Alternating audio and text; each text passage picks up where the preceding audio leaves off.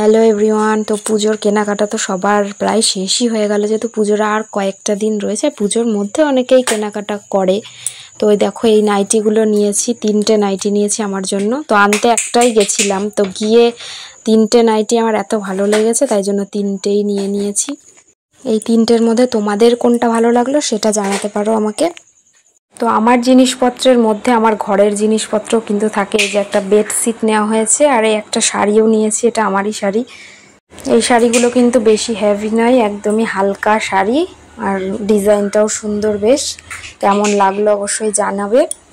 আর আরেকটা নিয়েছি, এর সঙ্গে একটা 2 পিস নিয়েছি, এই যে রেড কালারের।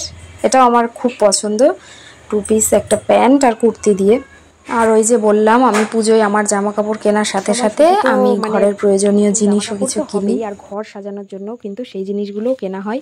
তো আমার নতুন ঘরের জন্য যে জানলার পর্দা কিনেছি, এই একটা কালারের, মানে এটা আরেকটা আছে, আর এদিকে ব্লু কালারের আরেকটা নিয়েছি, মানে এক জোড়া করে এগুলো। এই দুটো পর্দা নিয়েছি ঘরের জন্য।